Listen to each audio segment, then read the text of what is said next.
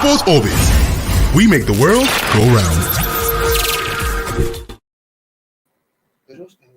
Hello and welcome to yet another edition of Sports Orbit right here on the Leadership Podcast studio. It is a disappointing news coming all the way from Rwanda at this point in time, where our own the Tigers has crashed out from the ongoing Afro basketball competition. Just so painful. It just happened now. They lost to Uganda 68 to 80 points far away Rwanda. On this note, I want to welcome you to yet another sports orbit right here on the Leadership Podcast studio. And I have with me in the studio Salif Usman, sports editor, Leadership newspaper. Good afternoon. What a sad moment for leadership for Nigerians. It's unfortunate that we are out of the Afrobasket. Well, Alpha also joined us on the course of the show today. How are you doing? I'm fine. Just like Salif rightly said, we are beginning on a sad note. We had high hopes for the Tigers, hoping they were going to go all the way. Some days back, I talked about them going all the way to even win the championship. But as it is right now, they've been shown the way out. So our wait for an African championship still continues. Of course, their wait for the second title of the Tigers in the African Championship still, continuable. At this point in time, the call of the show, we are going to be bringing news coming out from the Super Eagles camp, where about 7 players have actually hit at the camp at this point in time. Ronaldo has passed his medical at Manchester United, and other nomads watching sport news that will be bringing to you at the cost of the show. Quickly, we go to this one, coming up from Rwanda at this point in time, where the Nigerian national basketball team, talking about the Tigers, has crashed out from the ongoing Afro basketball competition. So sad. Just a few days ago, if I can remember, the coach, talking about Mike Brown, he and his lead crew, they were actually a vote of confidence was actually passed on them, and we got to see that they lost against Cote d'Ivoire.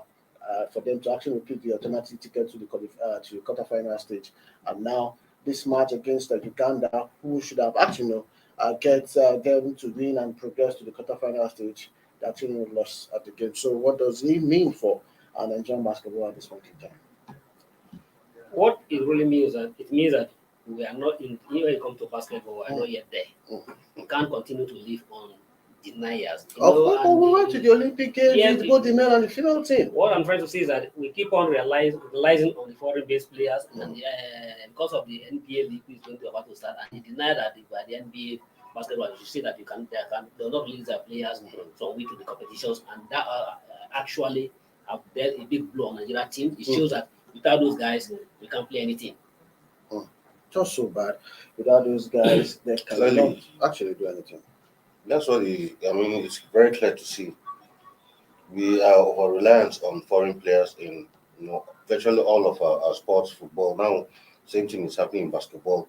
If those guys don't turn up, it means the home-based guys we usually give these call-ups to are not even good enough to do the job. So that's what I'm saying. And people keep making case for the home-based players, call them, but you give them a call-up, they go to a competition, and they embarrass the whole country. So for how long? But on the flip side, though, do you put the blame on the home base? Where are the structures? Like we said the other time, you don't expect players who have been playing any single competitive, tournament for the past 4 years to go to a basketball tournament, the Afrobasket for that matter, and perform miracles. These things don't happen like that. If you don't put in the work, simply just take it that there's nothing you can do. So sad that Nigeria has crashed out. We'll wait for another time again. And the Afrobasket qualifiers for the FIBA championship will begin soon. I hope during that period, our NBA stars and other Europe stars will be available to prosecute those matches, and that is where we are now. If I may add to it, I think if our administrators really want to work, I think they should take a big lesson from this, what has happened. This could be a blessing in disguise. It shows that we can't continue to rely on the foreign-based players. That's another thing. And there's no how we can't continue. Based on that, can't continue to live in deniers. How can, for crying out loud, how can in Nigeria as a whole, a giant of Africa, and who claim who we are, if we were a giant in Africa, but for almost 4 years, 4 you years. don't have a domestic basketball playing. Not And 4 if you months, have, 4 years. it is Does even, it mean it that is even, the it is leadership- even, it is even been an insult to African players or other African countries. If Nigeria went to Afrobasket, Of course. you cannot a country without a league coming to Yes, it you. is. So you don't. So you- the you- Tigers' you- failure should it be described to the leadership, crisis, rocking the NBBF at this point in time? Definitely, a house divided and against itself can Exactly. never make any headway. We can't deny from it. And at the same time, if I may say, if the Minister of Youth and Sport should have opportunity to listen to what I've seen, he should really take action as he have opportunity in his hand now. Yeah. The next the federation election is coming up very soon. Precisely the next month, as he hardly say, he should ensure that yes, those that have genuinely, I choose that word carefully, who have genuinely interest, not those who come for their own personal selfish interest and come and enrich themselves, who have the interest of basketball to be allowed to run the basketball. We have people who are ready to invest in basketball. Going forward, what should be the way out at this point in time? Going forward, I mean, you cannot underestimate the fact that we need to have structures in place. Why? I mean, how can we not have a league for the past 4 years? What happened that couldn't be resolved in the first year, second year, third year, fourth year? And for 4 years, you didn't have a league and nobody raised an eyebrow. Nobody was saying anything. We just felt that once the competition comes, we'll call on our Euro and NBA stars to prosecute. But we've seen the result of all that now. Now those guys are not available to play this competition. And we've seen that, I mean, without those guys, we do not have a team. So it's now the time to go back to the drawing board. I mean, but even the drawing board is full already. It's true already. You know, the drawing board is even full. We often allowed our personal interests to supersede the national interest. The social was gradually being built. We have a big sponsor by basketball. And the league was really coming on fine. But because of the crisis, and they allowed that league to move out of the social of the league, and now we are struggling. Of course, at this point in time, should we continue with the technical ability of Mike Brown, or you should just I don't think it's not a Mike Brown. I don't think it's not a Mike Brown. I don't think it's not just like that. It's not a Mike Brown issue here. It's not a Mike Brown. If you like, whoever you bring to come and be in the Tiger, the same thing still happen. This kind of structure, you don't work on nothing. Exactly. There was something on ground for you to work on it. Of course, there was something on ground for you to work on it. It's just so sad that the Tigers have been sent back from the Afro basketball championship ongoing in Rwanda.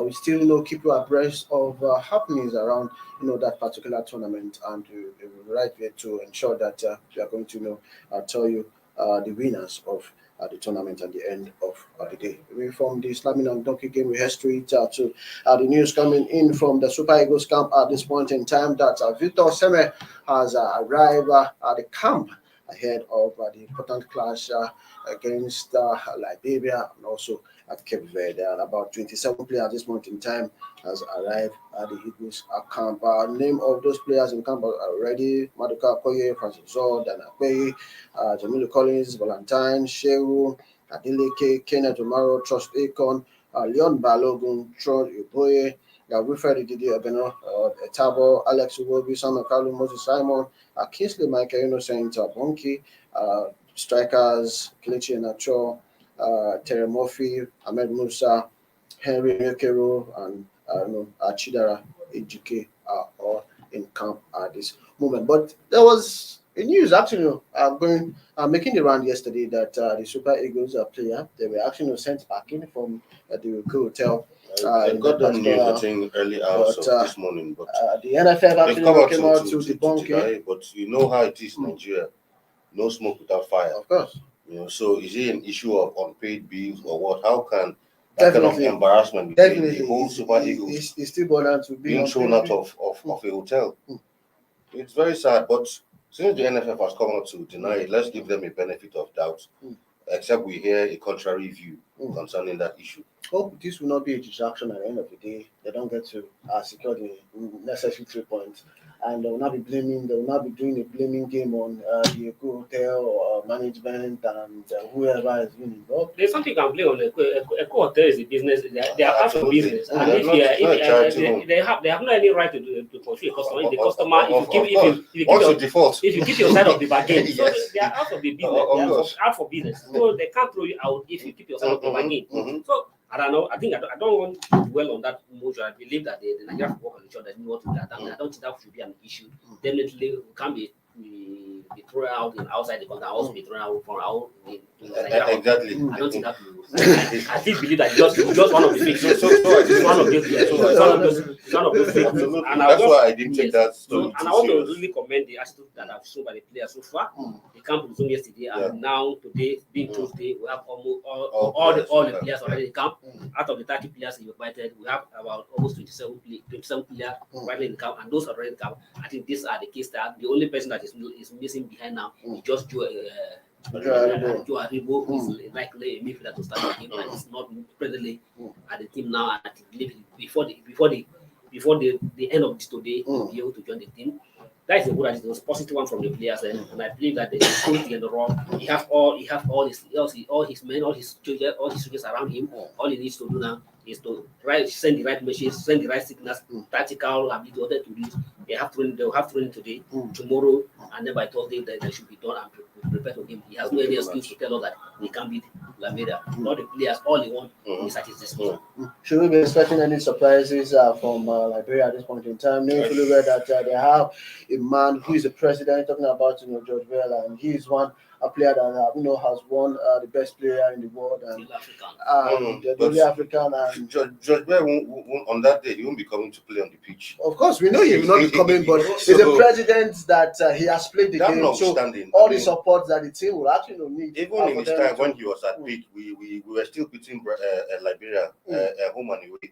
Okay. So he being president will make no difference. Okay. So I really don't expect to hear that we won't play a draw against Liberia. For me, it's going to be a disappointing result. Yes, no minnows in football, but not Liberia. Can you compare Liberia and the technical ability of Sierra Leone that we drew for? It doesn't matter. Look, even if I'm the one who will lead the Super Eagles out that day, we are going to beat Liberia silly. I can assure you that. That is disrespect to Liberia. No, it's not.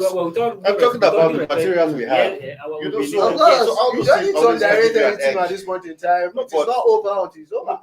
Looking at the materials we have and look at what Liberia has, you have to put all these factors into consideration. Can you, let's say, in every position, can you do like for like and see who comes out on top? So I should accept the Eagles. Football is a game of 90 minutes. So yes, fine, but except something terribly goes wrong. I really don't see Liberia. We are not wishing any terrible thing. So all we want, the draws. She just use the time he have now. They have tomorrow, and still have Thursday to prepare his team, tactical matches, telling the players what they needed to do, get to the pitch, and get the job done. Because thankfully enough, we'll be fortunate to get a group which many considered, a very okay group. So if we struggle in this kind of group, then I really don't know what to do. So we should be able to top this group. At the end of proceedings. It's 3 points on nothing from the game between Liberia and Nigeria. My analysts in the studio, they don't want to hear anything less than 3 points out of that particular game. Still talking about sports at this point in time, where the sports minister has actually salutes the team to the 2020 Paralympic Games right there in Tokyo, Japan. At this point in time, they have won about 3 gold medals, 1 silver medal, and 2 bronze medals. At this point in time, the sports minister talking about Sunday Dare is actually hailing the team for the performance so far. Should this hailing be coming at this point in time, or the hailing should wait after Team Nigeria's outing from the Paralympic Games? No, I don't think necessarily that the hailing should wait until the end of the Nothing wrong in it. If every step somebody makes and you are impressed by his step, you have to give him kudos and support and hail him. That will ginger him to go more. Yes, it's coming at the right time. Yes, they have done well so far. 3 gold medals dropped, 1 silver medal, 2 bronze medals. In total, have 6 medals. Kudos to be given. All these medals came from the powerlifting. Now the team is done with the powerlifting event. They are going. They are already in the athletic, and now the news breaking that they are already in the some of them are already in the semi-final. So let's hope that yes, will be able to add more medals from athletic and para roll and then as well like that. The short gear, the short that gets also. I have hope on her that she'll be able to deliver a medal, but I don't know what the color of the medal is. But I have to that she'll be able to deliver add more medal to what we already have. That's the same hope that we're having on another country at the Olympic Games proper, and at the end of the day, he was actually sent back in the first round. Well, for these Paralympics, I think the scenarios are quite different. Just looking at the way they performed so far, so I think they put up good performances, and I really expect them to go a step further. I think the powerlifters have tried, the tennis guys too. I'm sure should be able to, do a good job.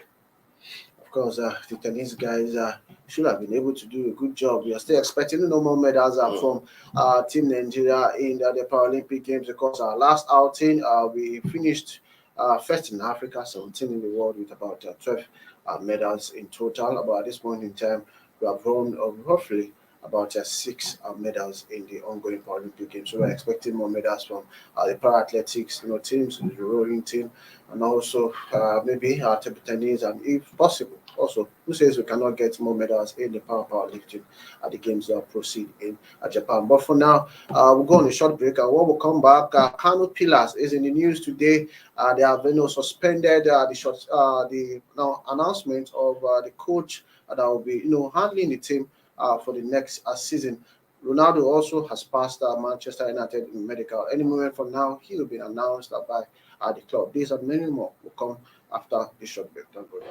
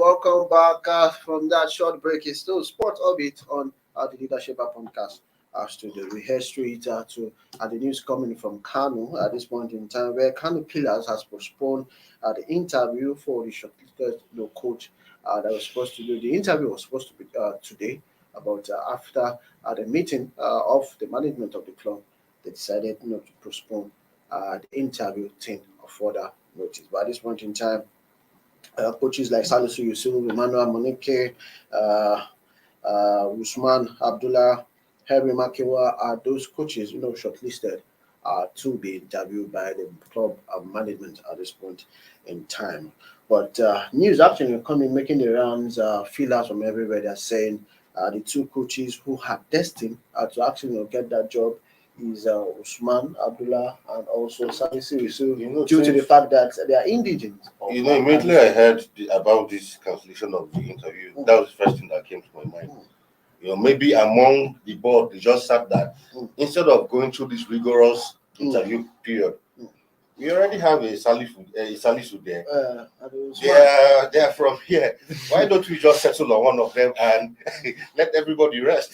But because, should that, no, because I think should because actually really, adopt that model. No, it's not the right way to go. But I really think that is what is going to happen at the end of the day, because I don't know how you shortlist people for an interview.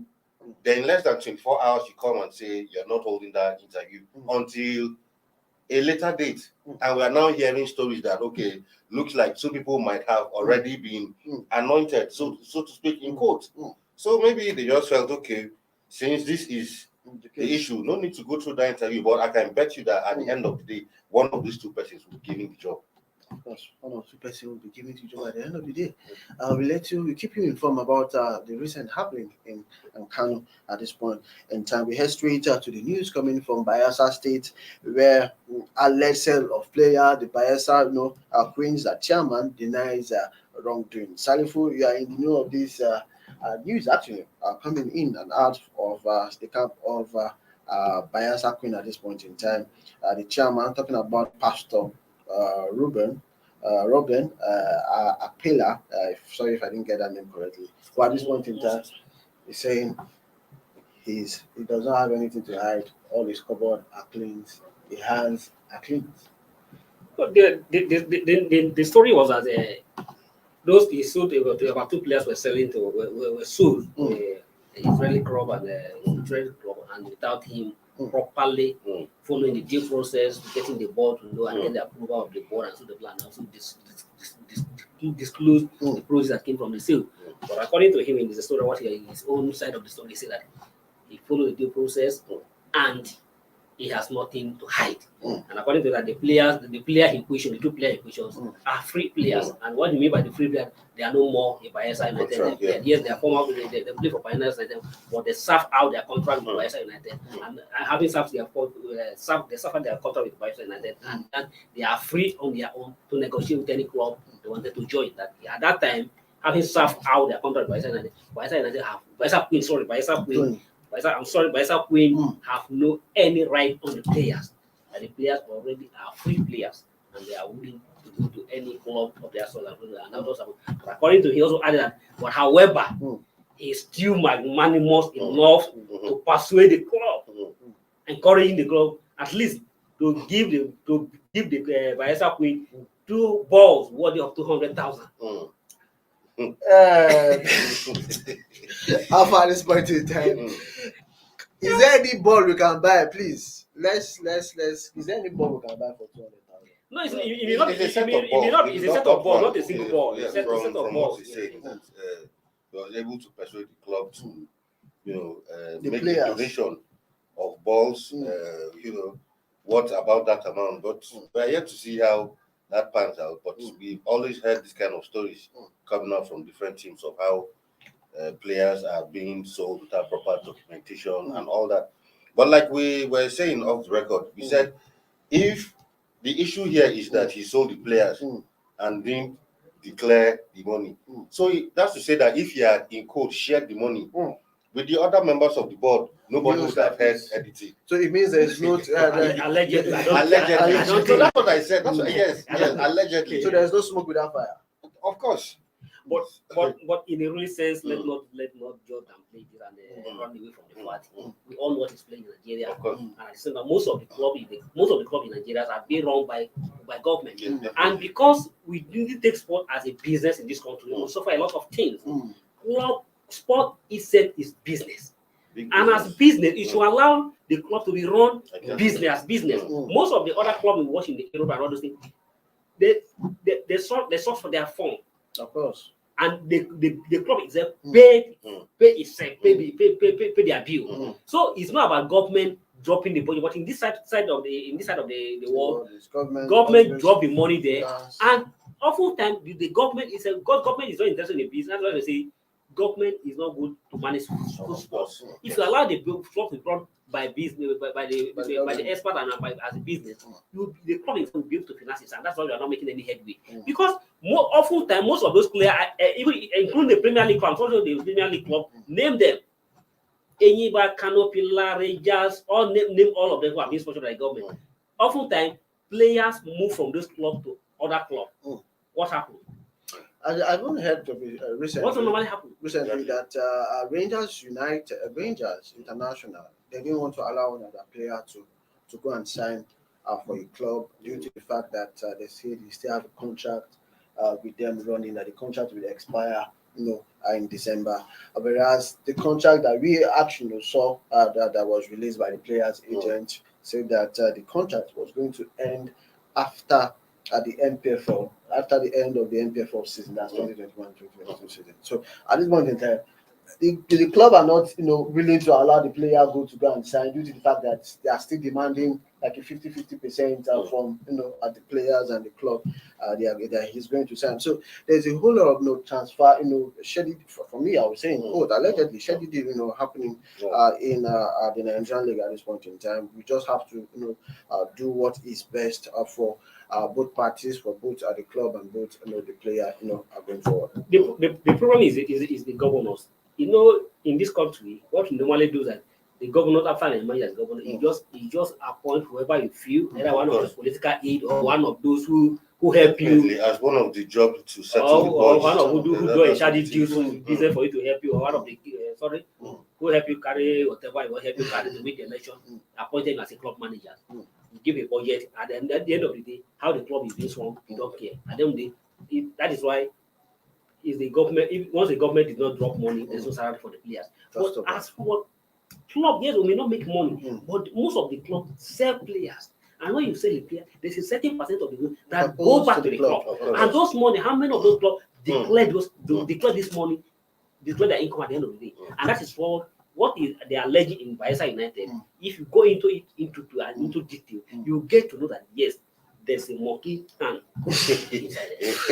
Of course, away from that, let's just go straight to our next story where about 14 basketball rising stars they are set to get full scholarship from the African Children Talent Discovery Foundation to the United States of America and also Canada at this point in time. Those 14 basketball rising stars were actually discovered from the recently concluded Noah Danlaji Legacy Basketball Under 17 tournament that was actually held in Kano State just 2 weeks ago. And at this point in time, about 4 players discovered from that particular tournament will be going to US for their education and also for them to develop their basketball career going forward. Away from that, we move straight to the news coming from Manchester United at this point in time, where Cristiano Ronaldo has passed the medical for the Manchester United. As you can see right there, pictures. He has passed the Manchester United medical. Finally, I know. At this point in time, we are happy how far. Well, every proper United fan should be happy. It's like the return of, I won't call him a prodigal son, but making a sensational return back to the club where it all started for him 12 years later. Is what, these are the stuff that dreams are made of. So it's a good reunion for Ronaldo and United. And I hope that he continues from where he left off 12 years ago. Do you see him bringing his form that he has played Real Madrid, Juventus at this point in time? To say that Ronaldo cannot return as the same Ronaldo that left Man U 12 years ago. Ronaldo now, it can be the same Ronaldo that will rep Real Madrid, win 3 Champions League, win league titles, and so on. That is very debatable. But that is very debatable. But yes, he's one of the key players. After he's confident that Ronaldo will deliver the goods. Ronaldo, there's what that stand for him. He work harder. He's the only player that aside the team structure and the style the team machine. Ronaldo is his own personal gym, his own personal. He has his own personal issues. He has his own personal staff who work on him. Apart from the core training, he work hard extra man other than any level player. He work extra harder to get fit, and I believe that he's still. But either you like it or not, he's born. No, definitely. The point is, I don't expect him, for instance, to come back and scoring 30 goals per season. I would not expect that. But his winning mentality, he's going to bring that to bear on. Now he's coming back more like a mentor to the team. Of course. So, playing with, the kind of young talent that United has will rub off on them positively. Of course, some people in some quarters say that the coming of Ronaldo will be a very, bad, will I say bad move for a certain, Bruno Fernandes, who will know that he's the one that take all the penalty kicks, all the free kicks for United. But at this point in time, the coming of Ronaldo means he will be relegated. For every top team, once some certain players come in, you split duties. You can't expect that you'll be doing all things. When some certain players come into a team, there's always that possibility that some of the responsibility you once carried will have to be shared. Same for Messi in PSG. You don't expect maybe an Mbappe, for instance, to take all free kicks. Messi is also a specialist in that area. So there are some free kicks that when they come up, the coach might decide, or even the player themselves might decide that why don't you go and take it? So these things happen in football. So I don't think it's going to impact negatively on. Man should also do him a honor, coming back as one of their legends. They should have him a captain band, so as lead the team. That will also give him some. Will they take the captain band from Maguire to for now? Whether he has the captain band or not does not really matter. I say, being a captain of the team is not really age or anything. The truth is, Maguire is the captain before he's coming. But of course, he will still be one of the leaders in the team. That you are wearing the band sometimes does not even necessarily make you the leader in the team. So I don't really see United stripping Maguire off the captainship. Of course, we'll wait and see how that pans out. Ronaldo at this point in time is expected, to be unveiled in the next, coming days, and it's expected, to actually to make his Premier League debut against Newcastle September 11.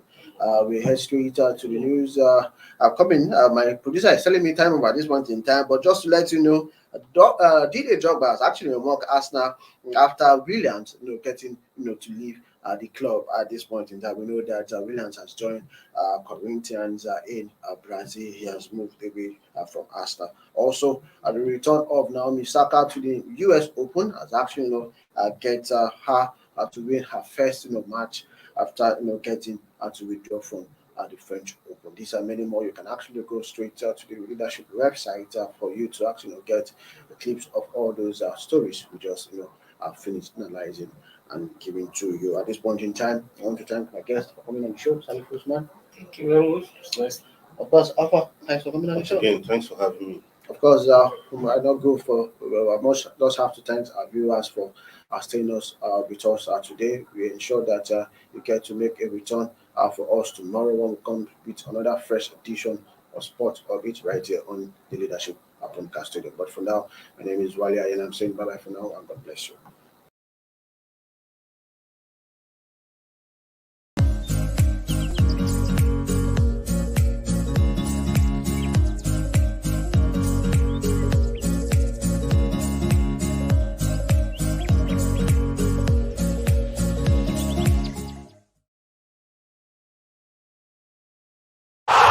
Sports Orbit. We make the world go round.